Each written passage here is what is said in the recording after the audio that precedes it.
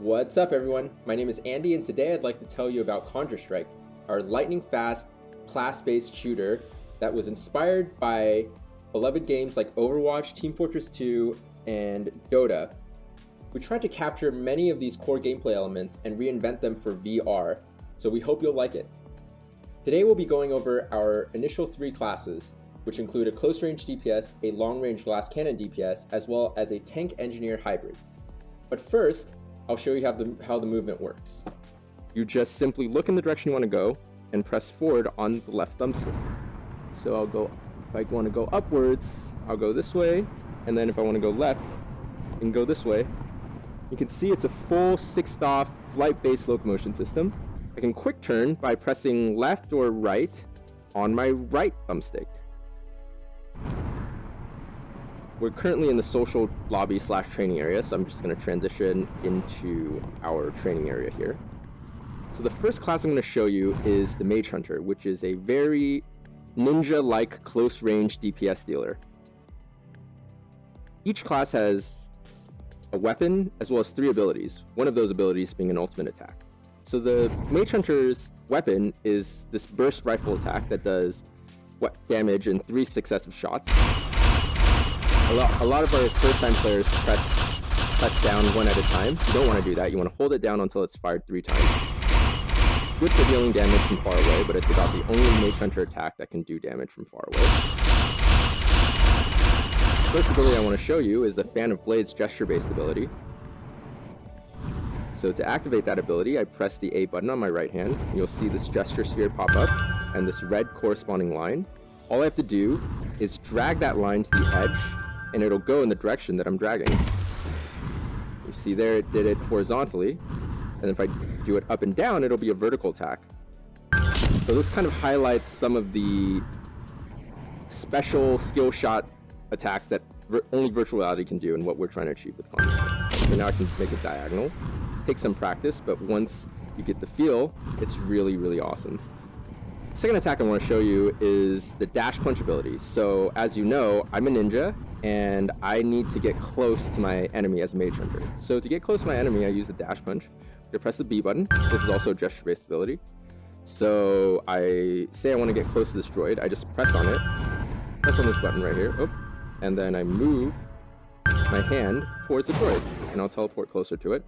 Bam. Hit it with a Fan of Blades attack. The last ability, which is the ultimate, is the Vorpal Blade attack. So the way the Vorpal Blade works is I just press the grip button and this awesome Sword of Destruction pops up. 1 hit will kill any hero or any droid instantly and then set it back on cooldown. So it's a 1 shot, and if you get close, it'll kill anything you touch. One common combo is to dash punch close to an enemy before using your Vorpal Blade. So that's about it for the Mage Hunter. Now I'm going to show you guys the Elementalist, which is a tank class that we have. It's our first tank, actually. The way the Elementalist works, it has a close-range shotgun, does a ton of damage from up close, but not much damage from far away. So you really have to get close with the main weapon of the Earth Warden to kill anything. First ability I want to show you is the shield. So to summon the shield, you press the B button, and you have this defensive barrier show up, and boom, droids and enemies from outside can't hit you. On the flip side, any allies within the shield barrier or from outside can shoot through it. So kind of like Reinhardt's shield, maybe a little bit. The difference is I can actually move the shield independently of where I'm moving. So all I have to do is keep the B button held down and then press the trigger button. So now I can move the shield. So you can pretend you can see an ally, if an ally was running down that way or something like that, or you had a droid that was moving here, you could protect it with the shield, or you could block your enemies from hitting it. So it takes a little bit of time to master, but it's really awesome once you do. And the shield has a health. You can see it's this green progress bar outside of the blue ring. And that's the shield ability. Second ability is summoned by the A button, and it basically summons little droids for me to attack. So I'll show you again. If I press the A button, a laser pointer pops up. Summon it again. And I can summon up to 4 of these bad boys at a time. You can see the 2 out of 4, so I have 2 right now. And so these can be used defensively and offensively to defend your base or to booby trap others. And the really cool part about this ability is how it plays nicely with the ultimate. Our ultimate attack is called Overload, and it will actually cause each of these turrets, place turrets, to self-destruct and do a massive amount of damage to anything around it. So let's give that a try now. Just gotta hold the grip button. Boom. See? It does a ton of damage. And so yeah, this is the Earth Warden. It's a good tank class as well as kind of a tricky little class that can be used to summon turrets and defend.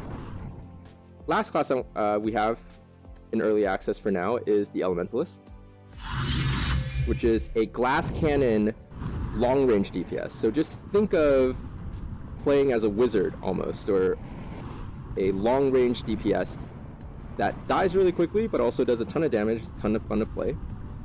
So the Elementalist main attack is a rocket launcher, which does area of effect projectile. It's a little bit harder to aim because of its slow fire rate and the fact that, you know, it's not a hit cast weapon, that it actually has a move speed.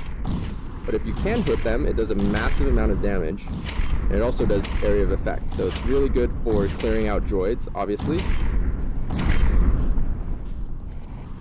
The Elementalist has a slingshot crowd control attack that will freeze both players and droids in their tracks for a few seconds. So you pull back and you see the slingshot goes in the arrow in the direction that I'm pointing. The further you pull back, the faster it goes, and it has a large area effect. So I'm going to try it on this moving droid now. Stops it in its tracks, makes it a lot easier for me to hit and kill. Second attack is a close range flamethrower attack, kind of like Burning Hands, for those of you that have played D&D. The way that this attack works is I press the A button and it slowly drains the charge, and I can hit things that are close by. It's really, really effective for chasing down enemies while they're running away from you, because it does a lot of damage and it's easy to aim. You can also see it can damage multiple enemies if you aim it just right. So that's the flamethrower attack. The ultimate attack of the Elementalist is the Mega Flare, which is a projectile that you can control that does a massive amount of area effect damage. So I just press the grip button like all the other ultimates to activate, and you'll see it follows where I'm pointing my hand, and if I press the grip button again, it'll explode, doing a lot of damage. So now you've seen the 3 different classes, the Elementalist, the Mage Hunter, and the Earth Warden, and it's a ton of fun. We currently have 2 maps to play from, Capture the Flag style as well as King of the Hill. We're still in early access. We're still trying to grow our player base. So please, if you're interested at all, just join us on Discord or check us out on the Oculus store. And in the next coming months, we'll have a lot more different characters and heroes and map modes that will be coming out as well. All right, thanks for your time. See you guys later.